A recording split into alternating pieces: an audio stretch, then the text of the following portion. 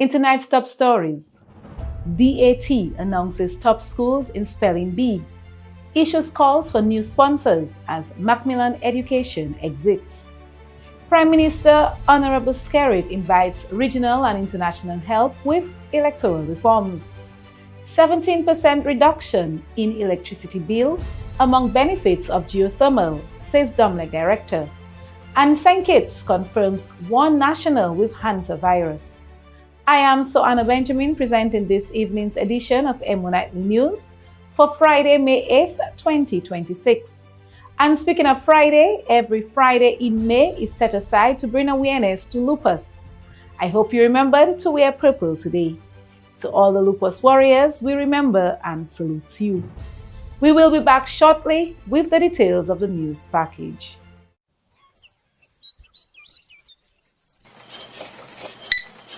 Tico, that's $800. Cash or card? When cash is low, Tico is still ready. Always card, Chalo. Would you like a copy of the receipt? No, Chalo. NBD already sent me the alert and I'll see it on Mo Banking later. That is it. From card to farm. Power your business with the NBD Small Business Credit Card. Your partner, your bank. And in local news, the government of Dominica has announced plans to rename the Cassibus Health Center in honor of veteran nurse Hyacinth Thomas in recognition of her outstanding contribution to healthcare in the community. The facility will officially be renamed the Nurse Hyacinth Thomas Health and Wellness Center, following a decision by the Ministry of Health, Wellness and Social Services. According to the ministry, the move reflects the government's commitment to recognizing individuals who have made lasting contributions to national development, particularly within the healthcare sector. Nurse Thomas is regarded as one of the most influential healthcare professionals to have served the Cassibus district, dedicating many years to caring for residents and supporting community wellness. The announcement comes as major upgrade works continue at the health facility. Officials say the center is being retrofitted to become more climate resilient and better equipped to withstand extreme weather events while continuing to provide essential healthcare services. Acting Chief Medical Officer Andy Sentilhe described the renaming as a fitting tribute to a healthcare worker whose compassion and dedication impacted countless families. Dr. Sentilhe said the initiative not only honors Nurse Thomas's legacy, but also serves as inspiration for future generations of healthcare professionals. Reacting to the honor, Nurse Thomas said she was both humbled and excited by the decision, noting that she never expected such recognition. She said her service was always motivated by love for her community and faith in God, adding that meaningful relationships with people leave a lasting impact. Nurse Thomas also praised the ongoing upgrades at the facility, describing the transformed health center as a mini hospital that will greatly benefit residents of Cassibus and surrounding communities. An official renaming ceremony is expected to be announced in the near future and will bring together residents, healthcare workers, and government officials to celebrate her life and legacy. Really, I am very humbled, but very excited too, because I wasn't expecting it, I know I worked hard. I did a lot for my community and the extension Pifits refer to Crayfish River, Kalinago. But I didn't do it for name. I really did it because of the love of God. And I always say, if you give others good service, you too will get service when your turn comes. In other local news, Dominica is hosting a 2-day African swine fever sampling pilot aimed at strengthening surveillance and response efforts across the Caribbean region. The pilot is being conducted by the Inter-American Institute for Cooperation on Agriculture in collaboration with the United States Department of Agriculture and Dominica's Ministry of Agriculture, Fisheries, Blue and Green Economy at the Dominica-China Agricultural Science Complex in Portsmouth. The project forms part of a wider regional effort to improve preparedness and develop an African swine fever surveillance and response plan for Dominica and CARICOM member states. African swine fever is a highly contagious viral disease that affects pigs and carries a near 100% mortality rate. Although the disease poses no threat to humans, officials say it could severely impact pig farming, food security, farmers' livelihoods, and regional trade. Authorities noted that outbreaks have already been confirmed in the Dominican Republic and Haiti, increasing concern about the possible spread throughout the region. The first day of the pilot focused on technical training for veterinary professionals, laboratory staff, quarantine officers, pig farmers, and other stakeholders. Sessions covered the identification of ASF, African swine fever symptoms, sample collection techniques, biosafety and biosecurity measures, and proper handling and transport of samples. On Thursday, veterinary teams carried out field visits to selected high-risk areas and pig farming communities where air blood swab samples were collected for diagnostic testing at the USDA National Veterinary Services Laboratory in Plum Island.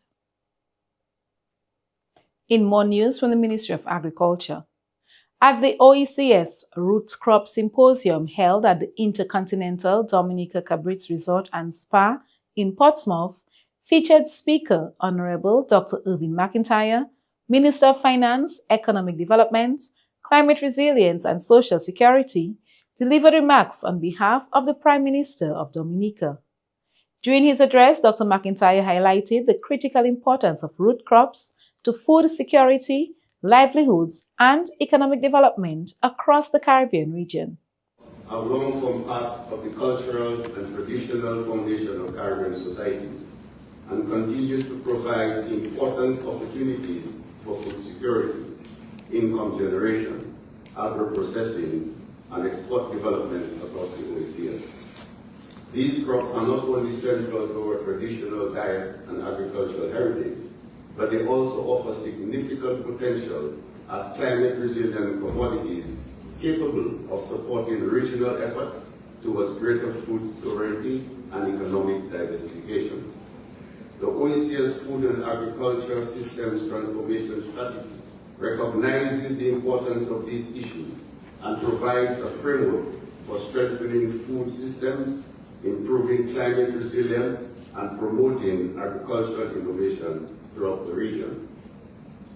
What is particularly encouraging about this initiative is that it recognizes that modern agriculture must extend far beyond primary production alone, because the future success of the sector will depend on stronger connections between research, technology, financing, agro-processing, market access, youth involvement, and regional cooperation. The minister also spoke about the government of Dominica's investment in agriculture and emphasized the importance of building resilience within the sector amid the growing threats posed by climate change and natural disasters. Dr. McIntyre further commended the organizers and stakeholders involved in bringing the symposium to life. And the government of Dominica has consistently emphasized the importance of resilience as a central pillar of national development, particularly in the aftermath of Hurricane Maria and other climate-related events that have tested the strength and determination of our people. That vision of resilience extends directly to agriculture.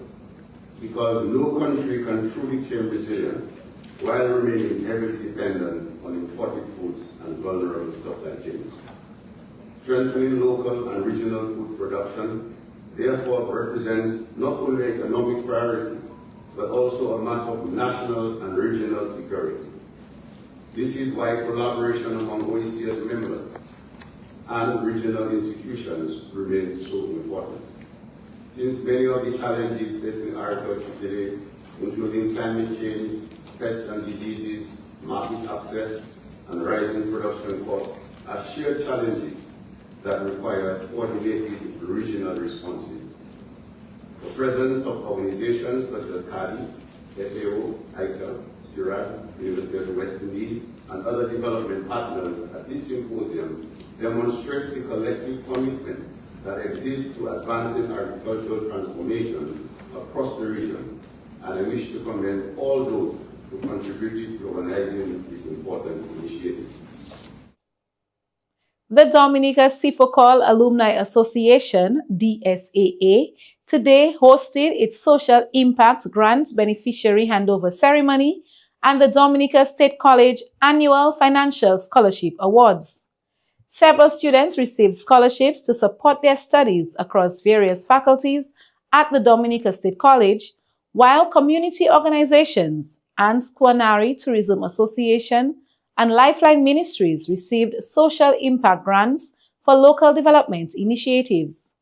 DSAA President Wayne Liebert said the association remains committed to education, youth empowerment, and community development across Dominica. So for a couple of years there, for all years remaining really of their schooling, we as friends put together to really subsidize the cost of transportation to school and the expenses at Dominica State College. And that motivated us into really formalizing the group. So in 2020, we got together and we said, you know, we should really formalize the group and try to help Dominica and Dominicans, particular students, and the Dominica State College. In more local news, hotelier Sam Raphael, who serves on the board of directors of the Dominica Electricity Services Limited, DOMLEC, announced that Dominicans can expect their electricity bills to be 17% less once geothermal energy comes on stream. Speaking at a press conference on Thursday, the director outlined some key benefits of the geothermal energy plant. Is because we have a brand new plant and we're not dealing with the 30 and 35-year-old diesel plants that much. We can mothball some of the older ones. Once we get the hiccup period over with, and we do not know how long this is going to take because we're not in control of that, and even the people in control of that are doing their best, but we have interruptions. We're probably going to have some more interruptions. As soon as we get this period sorted out, you will be able to expect more reliable, steady energy. That's one. The second benefit is that it's now cleaner energy, and for us, especially in tourism and positioning the island of Dominica for economic development as a nature island of not just the Caribbean or the world, this is huge. 75% of our energy now will come from renewable energy. That's a big thing to wave a flag about. Raphael said that smaller businesses will likely see about a 12% decrease, while larger businesses like his is expected to see a 10% decrease. Prime Minister Honorable Roosevelt Skerrit announced on Wednesday that his government has reached out to regional and international partners to assist with the implementation of electoral reform. The request to the Commonwealth Secretariat, the Organization of American States, the Organization of Eastern Caribbean States, and the Caribbean Community, CARICOM, follows the passage of new election laws in March of 2025 and concerns over timely and effective implementation of two key reform initiatives which aimed at modernizing the electoral process. One, the confirmation of voter registration to ensure the accuracy and integrity of the voters list, and two, the introduction of voter identification cards to enhance verification procedures and to reduce any risk of electoral fraud. This announcement comes following the government's decision almost a decade earlier not to implement recommendations made by these same bodies, but to contract Sir Dennis Byron as the sole commissioner to advance and manage Dominica's electoral reform process. In September 2019, a joint special mission by CARICOM, the Commonwealth, and the OAS released a report saying that Dominica should not go into another general election without the necessary reforms. Subsequent to that, the OAS was not invited to observe elections held only 3 months later. The Prime Minister stressed that while the Electoral Commission is an independent body, his appeal to the organizations comes in response to public concerns surrounding the process. He emphasized that the Commission can decide whether or not to accept the assistance being offered.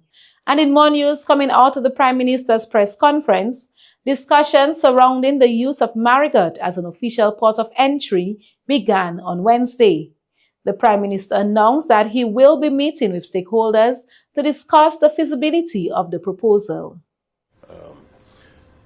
Today, this afternoon, I will travel to Marigot, where I will meet with a local committee which has been established, along with the Member of Parliament and the Village Council, to assist with the establishment of the Marigot Fisheries Complex as an official port of entry. We are all of the view that this official port of entry in Marigot will be a catalyst for increased economic activity, not only for Marigot, but all the communities in the general area, going all the way back from Kadibishi all the way to Petit Soufrière. This is going to be a real positive impact. And finally, in local news, first-time participants Jaylene Valmore and Kaylin KB of the Sinico Primary School are the champions of the 2026 Dominica Association of Teachers Spelling Bee, winning with a perfect score. Multi-time champions, the Lighthouse Christian Academy, settled for second place. In the secondary schools competition, Larissa Fadul and Haley Bedno of the Convent High School are the winners, edging out the St. Mary's Academy in a very intense challenge. This year, the DAT introduced the Champ of the Champs competition, which allowed the best spellers throughout the competition to compete for top speller. This year's Champ of the Champs is Kaylin Kebi of the Sinico Primary School. Coordinator of the Spelling Bee, Kathleen Cornelius, gave remarks following the two-day event.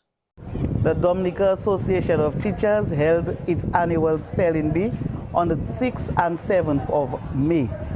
On the 6th of May, we saw 7 secondary schools vie for the prestigious secondary school title.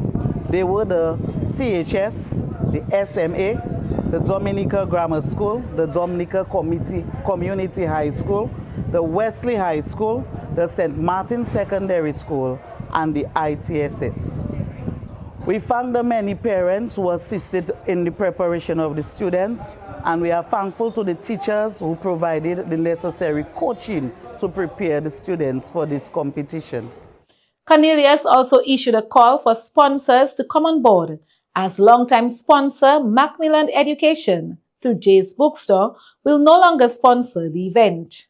The Spelling Bee is one of the major activities in the academic year that both schools and the public look forward to.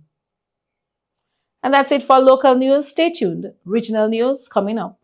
Across our Caribbean, we're going digital, working smarter and living safer online. In Dominica, we don't fall for fake prizes. We check before we click. In Grenada, we verify before we share, keeping our hard-earned money safe from hackers. In St. Lucia, we report cyberbullying, protecting our children and each other. In St. Vincent and the Grenadines, we report scams fast, protecting our neighbors and our communities. Together, we're building a cyber-smart Caribbean, keeping our people and our data safe, standing up to scams and cybercrime. We stay connected, but always alert. This message is brought to you by the Caribbean Digital Transformation Project. Stay smart, stay safe. Think Card TP. Visit cardtpconnect.org. And on the regional scene, Cuba's Ministry of Foreign Affairs has condemned a new U.S. executive order and additional sanctions, calling them an escalation of the long-standing economic blockade against the island. The sanctions announced this week target Cuban entities GESA and Moa Nickel SA. Cuba says the measures could deepen economic difficulties, including fuel shortages, and affect foreign businesses dealing with the country. Havana accused Washington of violating international law and using economic pressure to isolate Cuba, while pledging to raise the issue in international forums and seek global opposition to the sanctions. In regional entertainment, Kingdom Night at the St. Lucia Jazz and Arts Festival brought together international gospel stars and St. Lucian talent for an unforgettable evening of worship and music on May 6. Performers included Ada Ehi, Ty Tribet, Ricky T, Ronald Boo Hinkson, and several local gospel artists, backed by St. Lucian musicians and vocalists. Minister Ernest Hillier praised the event for creating opportunities for St. Lucian creatives to share the stage with internationally recognized performers. The festival continues through May 10th with music, arts, and cultural events across St. Lucia. And finally, on the regional scene, the Ministry of Health of St. Kitts and Nevis is closely monitoring an international outbreak of Hantavirus infection linked to the expedition cruise vessel MV Hondius. While one citizen of the Federation was among the passengers aboard the vessel, there are currently no reported or suspected cases of hantavirus in St. Kitts and Nevis. An outbreak of hantavirus infection has been reported aboard the MV Hondius, which departed Argentina on April 1st, carrying passengers and crew from 28 countries, including one citizen of St. Kitts and Nevis. 3 passengers linked to the voyage have since died. And that's all for tonight's regional news. International stories coming up.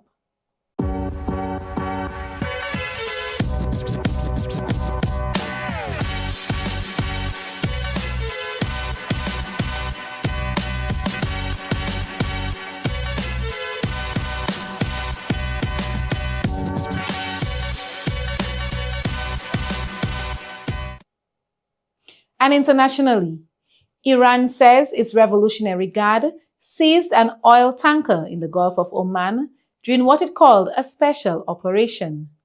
Iranian state media reported that the Barbados-flagged vessel Ocean Koi was detained for allegedly threatening Iran's oil exports and national interest. Video released by state television showed armed forces boarding the tanker.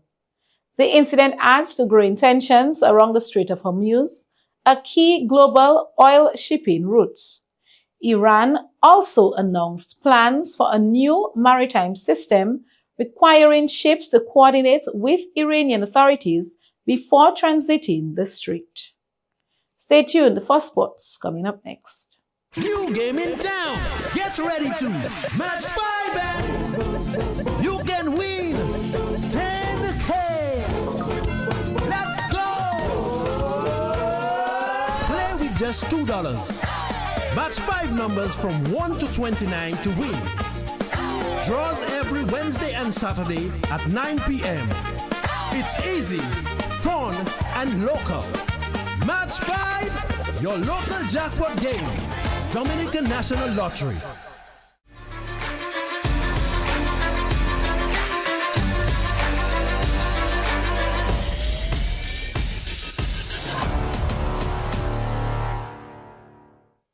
Basketball action continues tonight in the Dominica Amateur Basketball Association with another exciting doubleheader set for the Massac Indoor Sports Complex. Fans can look forward to 2 competitive matchups as Paybush Snipers face Convenience Plus Maho Gators at 7 p.m., followed by Marigot Sunrise taking on Hilltop Prowlers at 9 p.m.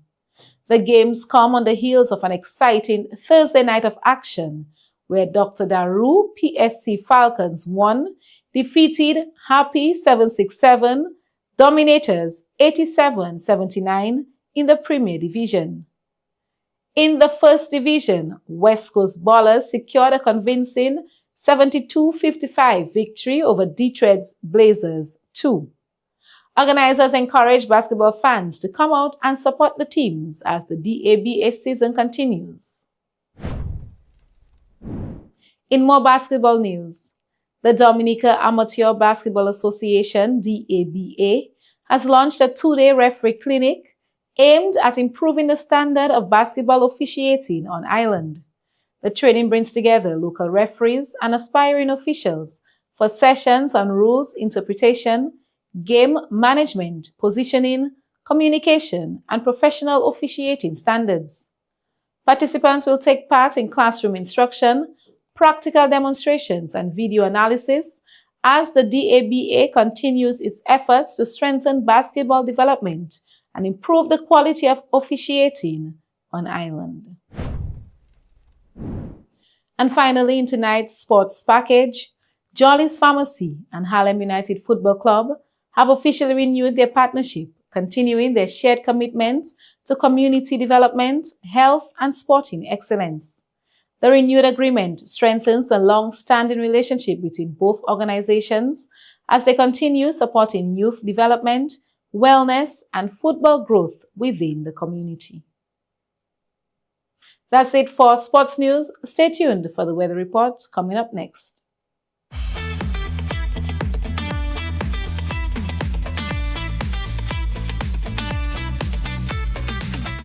Here is the weather report from the Dominica Meteorological Service. A high-pressure system will keep conditions mostly dry over the next 24 hours, with occasionally cloudy skies and brief showers. Forecasters say the chance of showers will increase over the weekend as a weak trough moves across the area. Marine conditions are expected to remain slight to moderate, with seas near 5 feet along the east coast and 3 feet on the west coast. Meanwhile, a tropical wave continues moving westward across the central Atlantic. We encourage you to stay informed and stay safe. You have been watching EmoNews for May 8th, 2026. I am Soana Benjamin. Be sure to check out Hike Fest activities tomorrow. The hike will be to Shimelecha, a beaten path that connects the east to the capital city of Roseau. Sunday, May 10th is Lupus Awareness Day. Make lupus visible, strides for change. And also, Happy Mother's Day in advance to all the mothers.